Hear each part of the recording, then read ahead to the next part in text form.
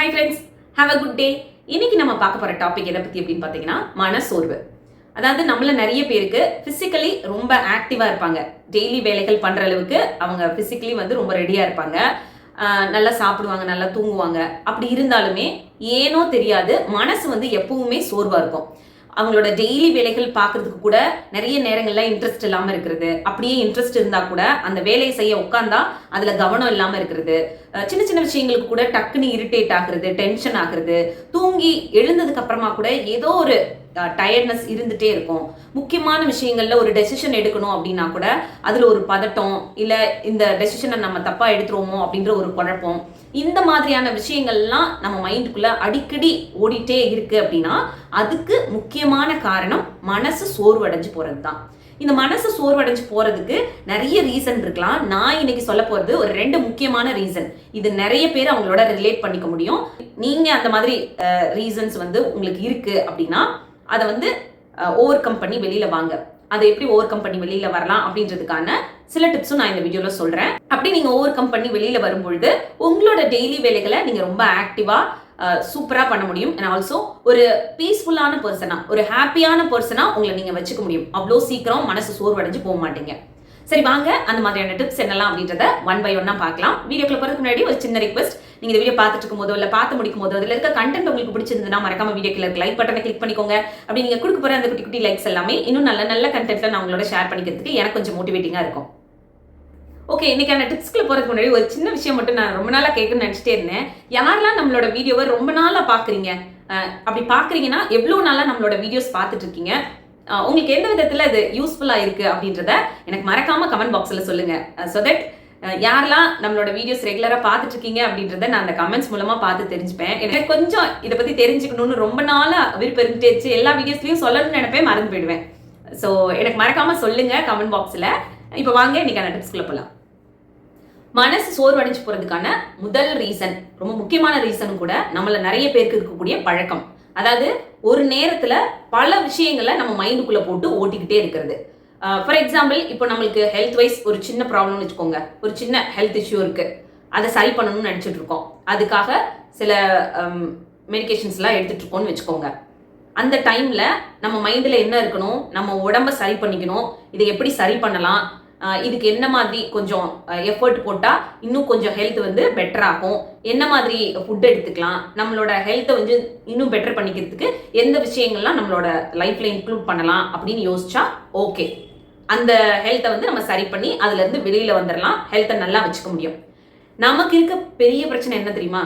ஹெல்த்தை பத்தி யோசிக்கிறப்பயே அப்படியே மெல்லமா அந்த தாட்ஸ் அடுத்து நம்மளோட வேலைக்கு போகும். நம்ம வேலையில ஏன் இவ்வளவு பிரச்சனை, அந்த வேலையை ஏன் நம்மளால பீஸ்ஃபுல்லா பார்க்க முடியல, வேலை அவ்வளோ ஸ்ட்ரெஸ்ஃபுல்லான வேலையா இருக்கு, இல்ல நம்மளால அந்த வேலையை மேனேஜ் பண்ணவே முடியல அப்படின்னு அப்படியே ஓடும். அப்படியே அங்கிருந்து என்ன ஆகும், டிராவல் ஆகி பர்சனல் லைஃப்குள்ள வருவோம். நம்மளோட பர்சனல் லைஃப்ல இந்த மாதிரி ஒரு பிரச்சனை இருக்கு, இதை எப்படி நம்ம சரி பண்ண போறோம், ஏன் நமக்கு இந்த மாதிரி ஒரு பிரச்சனை வந்துச்சு, இதுக்கு சொல்யூஷன் தான் என்ன அப்படின்னு யோசிச்சுட்டே இருப்போம். அப்படி யோசிச்சுட்டே இருக்கும்போது உடனே ஃபினான்ஷியலி வேற நம்ம ரொம்ப டவுனா இருக்கும். இந்த ஃபினான்ஷியல் விஷயங்களை எப்படி சரி பண்றது, நம்ம இன்னும் கொஞ்சம் பெட்டர் ஆகுறதுக்கு வேற என்னெல்லாம் பண்ணலாம் அப்படின்ற மாதிரி உடனே தாட்ஸ் இந்த பக்கம் வந்துடும். இந்த மாதிரி ஒரு நேரத்துல நம்ம லைஃப்ல இருக்க ஒரு பிரச்சனையை யோசிச்சு அதுக்கான சொல்யூஷன் என்ன அப்படின்றத ஃபைண்ட் அவுட் பண்ணாம இருக்க எல்லாத்தையும் யோசிச்சு நம்ம மைண்டுக்குள்ள நிறைய தாட்ஸை ஓட விட்டுக்கிட்டே இருப்போம். அப்படி ஓட விட்டுக்கிட்டே இருக்கும்போது என்ன ஆகும் அப்படின்னு பாத்தீங்கன்னா, ஒரு 10-15 நிமிஷம் இப்படியே யோசிச்சுட்டே இருந்தோம்னா நம்மளோட மென்டல் ஹெல்த்தும் சரி, பிசிக்கல் ஹெல்த்தும் சரி சீக்கிரமே அஃபெக்ட் ஆகும். சீக்கிரமே ஒரு மாதிரி ட்ரெயின் அவுட் ஆன மாதிரியான ஃபீல் வர ஆரம்பிச்சிடும். ஸோ அதனால உங்க லைஃப்ல உங்களுக்கு எவ்வளோ பிரச்சனைகள் இருந்தாலும் சரி, ஃபினான்ஷியலி டவுனா இருக்கீங்க, பர்சனல் லைஃப்ல ஏதோ ஒரு ப்ராப்ளம், உங்களோட வேலையில ஒரு பிரச்சனை, உங்க ஹெல்த் வைஸ் ஒரு ப்ராப்ளமா இருக்கீங்க, இன்னும் வேற என்னென்ன பிரச்சனைகள் இருந்தாலும் நீங்க எல்லாத்தையும் போட்டு உங்க மைண்ட்ல ஓட்டிக்கிட்டே இருக்கிறதுனால அதுக்கான சொல்யூஷன் கிடைக்க போறதே கிடையாது.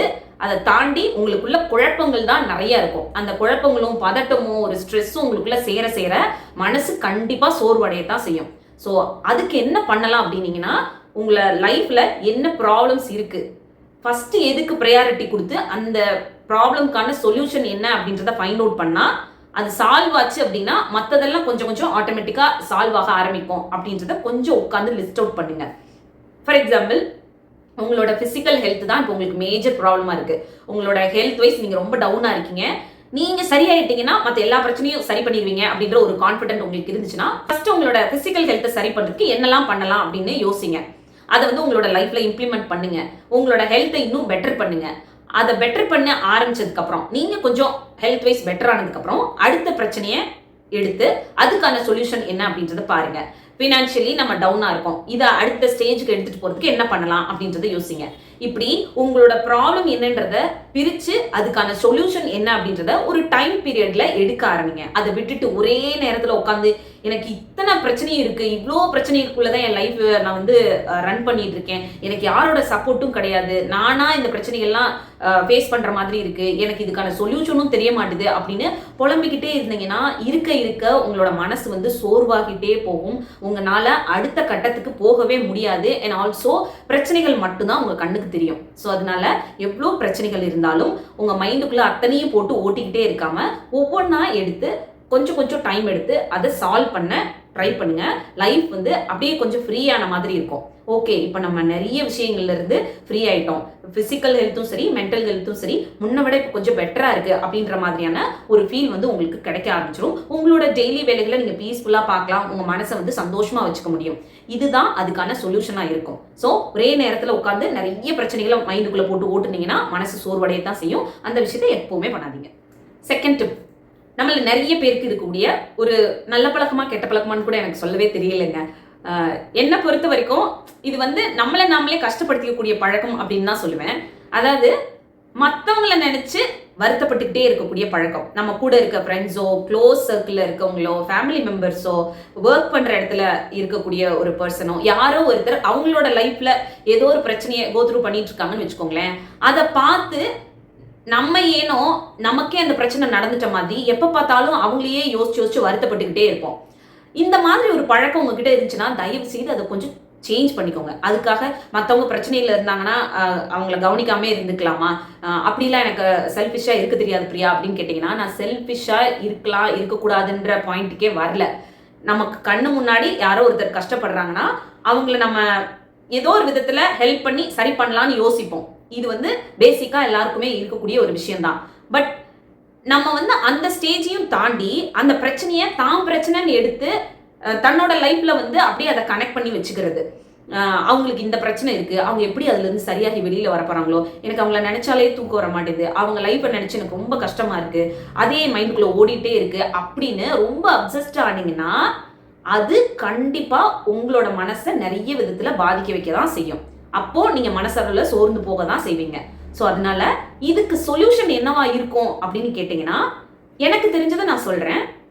உங்க கண்ணு முன்னாடி அப்படி யாரு அவங்களோட லைஃப்ல கஷ்டப்படுறாங்களோ, அவங்க ஏதோ ஒரு விதத்துல பர்சனல் லைஃப்லயோ இல்ல அவங்களோட ஒர்க்லயோ ஃபினான்ஷியல் லைஃப்லயோ ஹெல்த் வைஸாவோ இல்ல வேற அவங்களுக்கு என்ன ப்ராப்ளம் இருக்கோ அது உங்களுக்கு தெரிய வருது, இல்ல அவங்களே உங்ககிட்ட வந்து ஷேர் பண்றாங்க, எனக்கு இது மாதிரி பிரச்சனை இருக்கு என்ன பண்றதுன்னு தெரியல அப்படின்றாங்கன்னா, நீங்க அப்போ கொஞ்சம் மெச்சோர்டா அந்த ப்ராப்ளமை எப்படி ஹேண்டில் பண்ணலான்னு அவங்களுக்கு வந்து அட்வைஸ் பண்ணுங்க.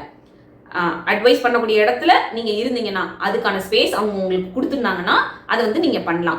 உங்களுக்கு தெரிஞ்ச விதத்துல அவங்களுக்கு நீங்க சப்போர்ட்டிவா இருக்கலாம். எமோஷனல் சப்போர்ட்டோ இல்ல பினான்சியல் ரிலேட்டடாவோ இல்ல வேற அவங்களுக்கு என்ன மாதிரி சப்போர்ட் கிடைச்சா அவங்க அந்த பிரச்சனையில இருந்து வெளியில வருவாங்களோ அந்த விஷயத்த நீங்க அவங்களுக்கு பண்ணலாம்.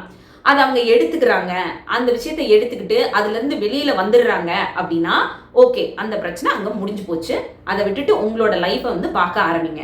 அதை விட்டுட்டு அந்த பிரச்சனையும் இழுத்து உங்களோட மைண்ட்ல வச்சுக்கிட்டு அவங்க அந்த பிரச்சனையை சரி பண்ணாம அவங்களோட லைஃபை வாழ்ந்துகிட்டே இருக்காங்கன்றதுக்காக நீங்க அந்த பிரச்சனையை யோசிச்சு உங்களோட வாழ்க்கையையும் ஏதோ ஒரு விதத்துல அஃபெக்ட் பண்ணிக்கிட்டே இருந்தீங்கன்னா கண்டிப்பா நீங்களும் ஹெல்த் வைஸாவோ இல்ல மனசளவுலையோ சோர்ந்து போக தான் செய்வீங்க.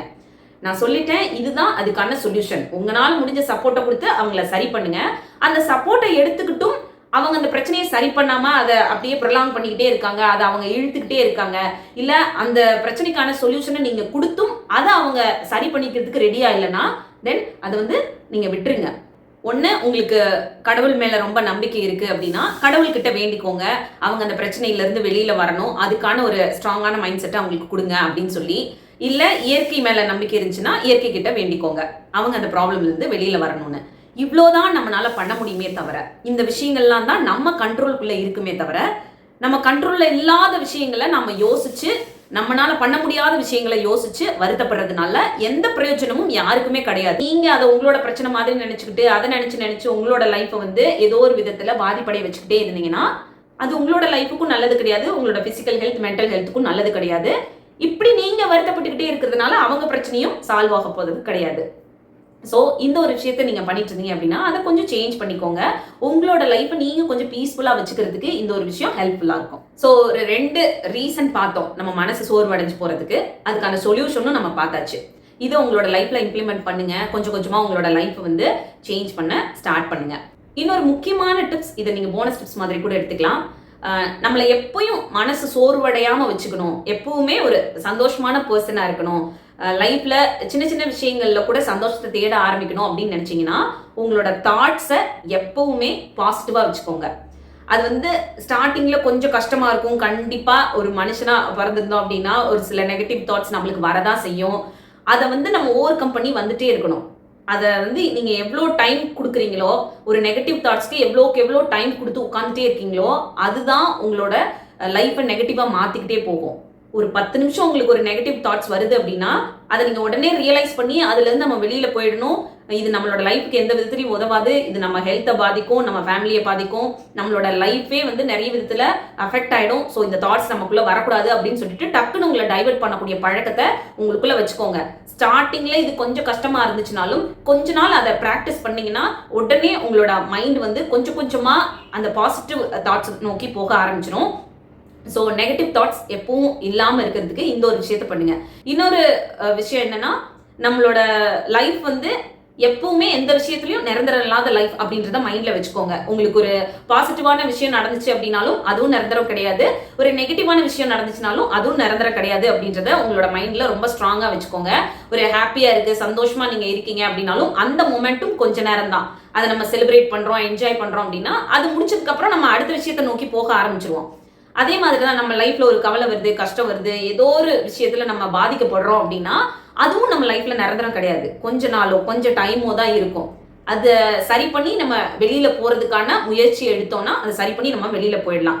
ஸோ லைஃப் வந்து இப்படி கொஞ்சம் நம்ம பார்க்க ஆரம்பிச்சிட்டோம் அப்படின்னா கொஞ்சம் ஈஸியா இருக்கும், மேனேஜ் பண்ணிக்கிற மாதிரி இருக்கும். ஒவ்வொரு நாளும் நம்ம ஈஸியா கடந்து போறதுக்கு இந்த மாதிரி சின்ன சின்ன விஷயங்கள் வந்து நம்மளுக்கு ஹெல்ப் பண்ணும். ஸோ அவ்வளோதான், இந்த வீடியோ இதோட முடியுது. இன்னொரு யூஸ்ஃபுல்லான வீடியோட உங்களை மீட் பண்றேன். இந்த வீடியோ பிடிச்சிருந்தா மறக்காம லைக் பண்ணுங்க. இன்னும் நம்ம சேனலை சப்ஸ்கிரைப் பண்ணலன்னா ப்ளீஸ் சப்ஸ்கிரைப் பண்ணிக்கோங்க. தேங்க்யூ.